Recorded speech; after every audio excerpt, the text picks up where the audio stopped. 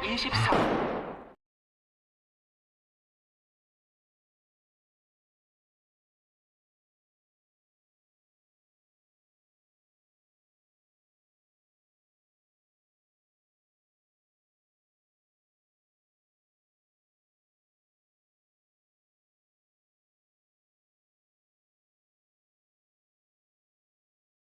Bertahan hidup dengan hadiah uang 45,6 miliar won untuk siapapun yang bisa bertahan sampai di babak terakhir. Terdapat 456 pemain yang datang dari berbagai daerah di Korea dan masing-masing memiliki hutang yang cukup banyak.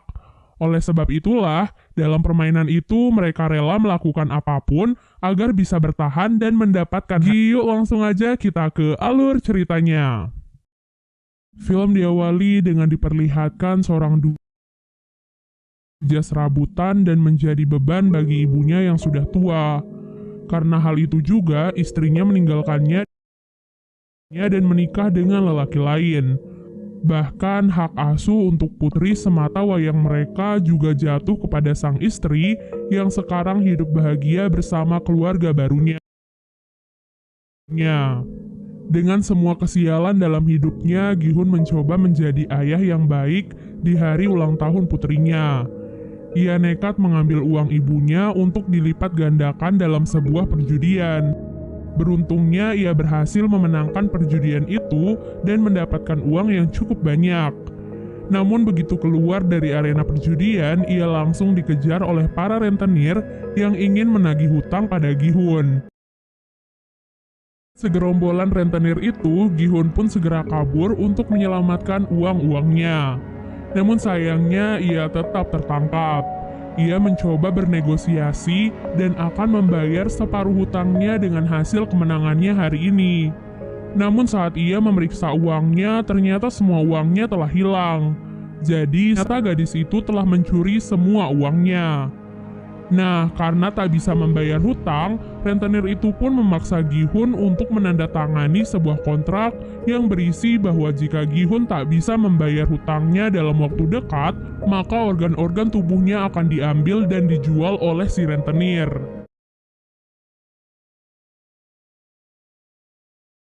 Semua kesialan hidupnya membuat ia frustasi karena di hari ulang tahun putrinya ia tak bisa membelikan makanan yang enak serta hadiah yang indah. Ia merasa telah gagal menjadi ayah yang baik untuk putrinya. Kini dalam hidupnya yang tersisa hanyalah kemalangan serta hutang yang tak akan sanggup ia bayar. Di tengah keputusasaannya itu, Gi-hun pun mendapatkan secercah harapan. Saat itu, seorang pemuda memberikannya sebuah tiket masuk ke dalam sebuah permainan. Pemuda itu berkata bahwa jika Gi-hun berhasil menyelesaikan permainan di sana, maka ia akan mendapatkan uang yang sangat banyak. Mendengar hal itu, Gi-hun pun langsung tertarik dan mengikuti apa kata pemuda tersebut. Singkat cerita, Gi-hun dan orang-orang lain yang bernasib sama sepertinya dibawa menggunakan sebuah mobil. Mereka pun dibius untuk menjaga kerahasiaan tempat permainan tersebut. Selain itu, semua HP dan barang bawaan mereka juga disita dan akan dikembalikan nanti saat mereka pulang.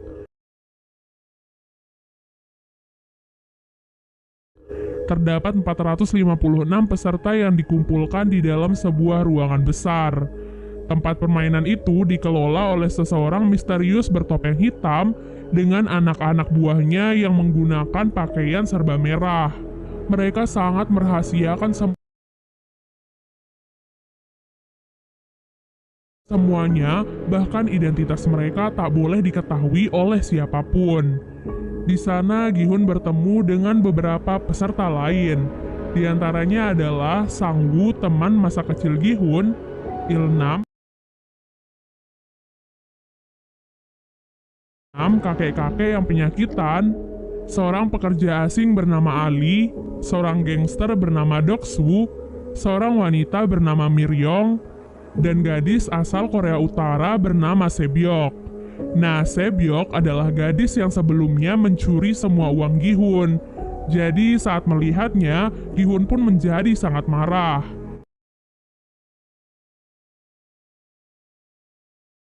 Namun belum sempat membalaskan dendamnya, para panitia pun datang ke ruangan mereka. Kemudian panitia menjelaskan bahwa selama di sana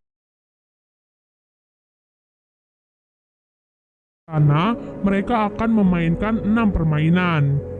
Adapun beberapa aturan yang harus disetujui oleh para pemain sebelum memulai permainan, di mana pemain tidak boleh berhenti di tengah permainan, lalu pemain yang menolak bermain akan langsung dieliminasi, dan yang terakhir, permainan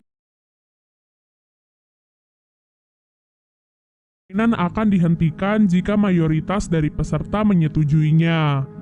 Setelah menyetujui semua persyaratan itu, para peserta pun diarahkan ke ruangan berbeda untuk memulai permainan yang pertama. Permainan pertama yang akan mereka mainkan adalah lampu merah, lampu hijau. Terdapat sebuah robot raksasa di ujung ruangan yang akan bertugas sebagai penjaga. Nah, saat sang robot berkata lampu hijau, para pemain diperbolehkan untuk bergerak secepat mungkin agar mereka bisa segera sampai di garis finish sebelum waktunya habis. Namun, saat robot itu berkata lampu merah, maka para pemain tidak boleh bergerak sama sekali. Karena jika ketahuan oleh si robot, maka mereka akan langsung dieliminasi. Terdengar cukup simpel ya, namun kenyataan yang sebenarnya jauh lebih mengerikan. Bagaimana tidak, maksud dieliminasi dari permainan bukan hanya sekedar dikeluarkan, tapi ditembak hingga tewas. Peluru datang dari berbagai sudut.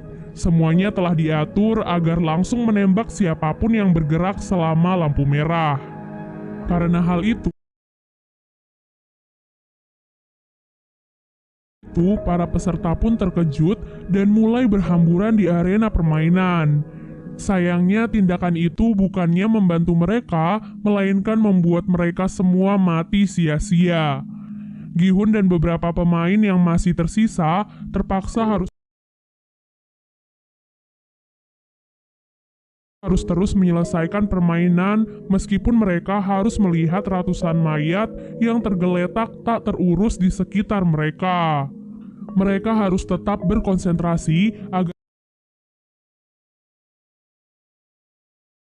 agar bisa segera sampai di garis finish dengan aman dan tidak kehabisan waktu. Mereka yang sudah melewati garis finish sebelum waktu habis akan dinyatakan lolos dari permainan pertama dan berhak melaju ke permainan selanjutnya. Gihun yang sebelumnya tertinggal mencoba untuk berlari sekencang mungkin di detik-detik terakhirnya. Namun sayangnya ia malah terpeleset dan hampir jatuh. Beruntungnya Ali yang berada di belakang Gihun berhasil menarik bajunya sehingga ia bisa bertahan dan akhirnya lolos dari permainan pertama. Sedangkan mereka yang masih tersisa karena kehabisan waktu langsung dinyatakan kalah dan ditembaki satu persatu. Setelah menyelesaikan permainan pertama, para peserta pun kembali dikumpulkan di kamar mereka. Dari 456 peserta, kini hanya tersisa 201 peserta saja. Para peserta yang masih tersisa sangat ketakutan karena apa yang terjadi di permainan pertama. Alhasil, mereka pun sepakat untuk menyudahi semua itu dengan melakukan voting. Sebelum melakukan voting, panitia mengingatkan kepada mereka bahwa kini hadiah yang terkumpul sudah mencapai lebih dari 25 miliar.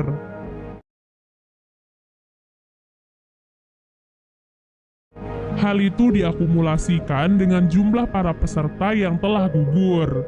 Dan jika mereka memilih untuk berhenti dari permainan ini, maka mereka akan dipulangkan tanpa membawa uang sepeser pun.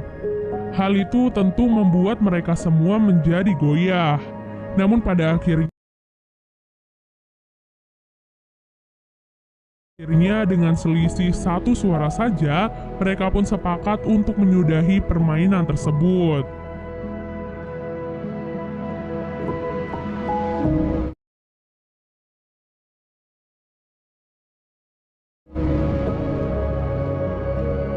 Setelah kesepakatan itu, para peserta pun akhirnya dipulangkan kembali ke daerah mereka masing-masing. Keesokan harinya, Gi-hun memutuskan untuk pergi ke kantor polisi dan melaporkan sindikat permainan yang kejam sebelumnya.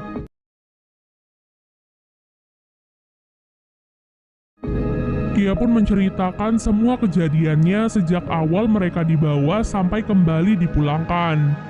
Polisi yang mendengar semua ceritanya hanya bisa tertawa.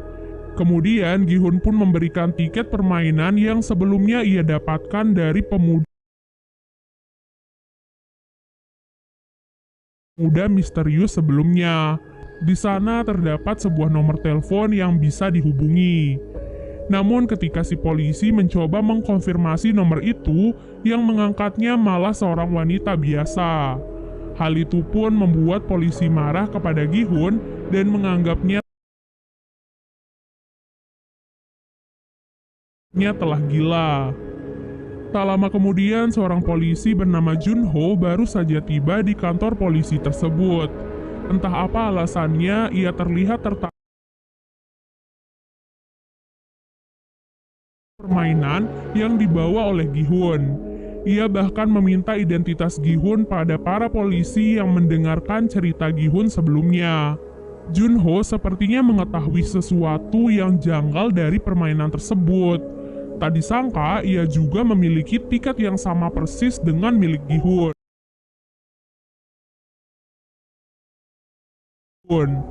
Tiket itu diketahui milik kakaknya yang sudah lama menghilang. Junho pun merasa bahwa kakaknya pasti ada di tempat permainan tersebut. Di tempat lainnya, Gi-hun yang pulang ke rumahnya merasa kebingungan mencari ibunya. Ternyata ibu Gi-hun saat ini dirawat di rumah sakit karena menderita penyakit diabetes akut.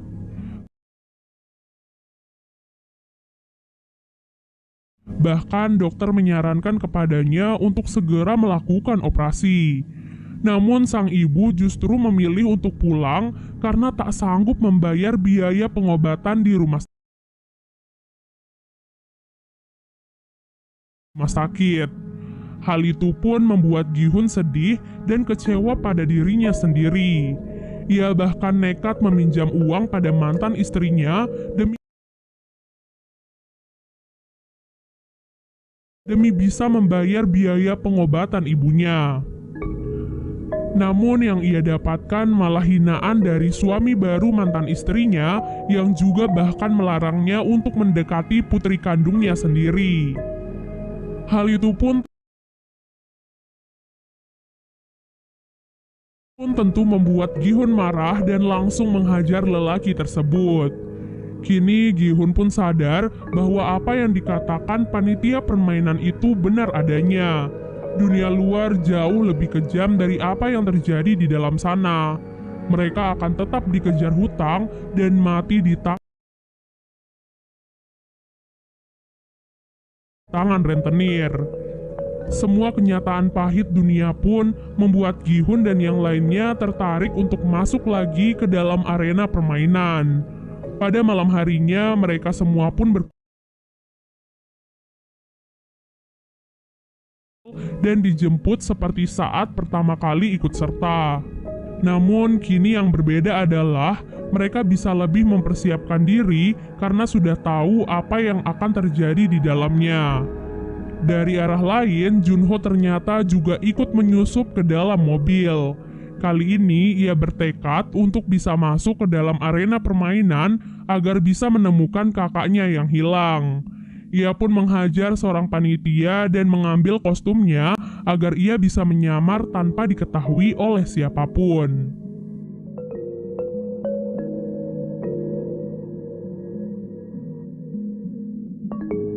Seperti biasanya, para peserta pun kembali dikumpulkan dalam sebuah ruangan besar. Namun tak diduga ada beberapa dari mereka kali ini datang dengan persiapan, yaitu membawa sebuah senjata atau barang-barang kecil yang mereka perlukan. Dari 201 peserta awal, kini tersisa 187 orang yang memutuskan untuk ikut serta kembali. Yang berarti hadiahnya juga semakin bertambah. Di waktu yang sama, Junho yang kebingungan juga kini harus menyamar menjadi panitia di dalam aula permainan tersebut.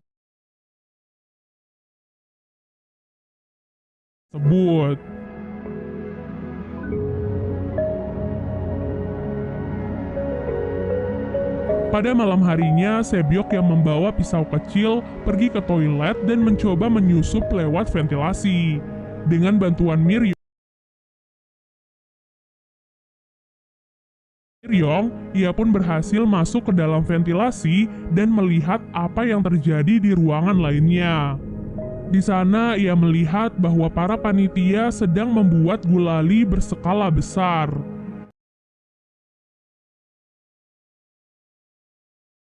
Namun ia tak tahu apa yang akan dilakukan dengan semua gula tersebut.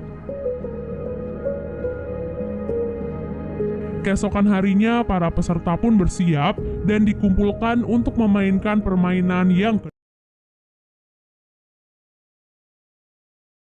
kedua. Sebelum memulai permainan, Sang Woo bertanya kepada Sebyok tentang apa yang ia lihat kemarin malam. Ia pun berkata bahwa permainan kali ini pasti merupakan permainan masa kecilnya. Sedangkan Sebyok yang berasal dari Korea Utara pasti akan kesulitan. Oleh sebab itu, Sebyok pun memberitahunya bahwa ia melihat para panitia membuat gulali. Setelah mendengar hal itu, Sang Woo pun langsung teringat akan permainan masa kecilnya, di mana terdapat lelehan gula yang diberikan dalam bentuk yang berbeda-beda. Tugas mereka adalah mengikis gula tersebut sesuai dengan bentuknya. Itulah mengapa ia sengaja mengambil bentuk segitiga karena merupakan bentuk yang paling mudah. Namun anehnya, Sang Woo tidak memberitahu teman-teman terdekatnya tentang hal itu dan malah membiarkan mereka memilih bentuk-bentuk yang sulit. Seperti contohnya Gi-hun mengambil bentuk payung dan kakek Ilnam mengambil bentuk bintang. Peserta memiliki waktu 10 menit untuk menyelesaikan permainan kali ini. Bagi peserta yang gagal membuat bentuk yang sesuai, maka mereka akan langsung dieliminasi atau ditembak. Hal itu pun membuat para peserta yang lain panik dan semakin ketakutan. Mereka semua berusaha sekeras mungkin untuk mendapatkan pola yang diinginkan. Kemudian terlihat Miryong yang memanfaatkan korek apinya untuk memanaskan jarum agar gulali itu bisa lebih mudah untuk dilelehkan. Peserta yang mengambil bentuk mudah satu persatu mulai berhasil menyelesaikan misi dengan aman.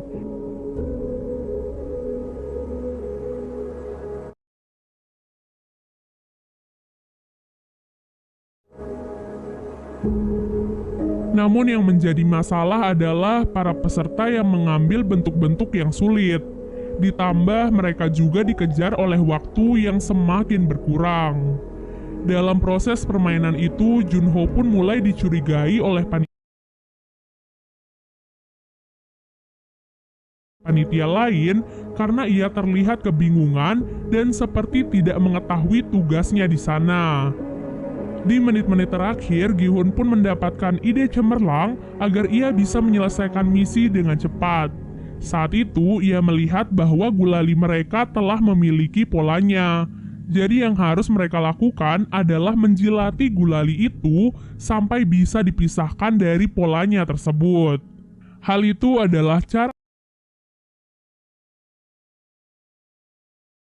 tercepat yang bisa mereka lakukan saat ini jika ingin selamat. Para peserta yang melihat Jihun pun langsung mengikuti triknya. Tak disangka hal itu pun sangat membantu mereka, sehingga beberapa peserta termasuk Gihun dan kakek Ilnam berhasil menyelesaikan misi dengan aman. Namun ada seorang peserta yang gagal mencoba melawan seorang panitia. Oleh sebab itu, panitia yang lain pun langsung menembak peserta yang lain agar mereka tidak memiliki kesempatan untuk melawan. Peserta itu pun menodongkan pistol ke arah panitia tersebut dan memintanya untuk melepaskan topeng. Namun begitu ia melepaskan topengnya, ia pun langsung ditembak oleh penyelenggara permainan. Jadi semua panitia di sana telah memiliki perjanjian bahwa mereka dilarang membuka topeng atau identitas mereka di dalam aula permainan, kecuali saat mereka berada di dalam kamar dan sendirian. Semua itu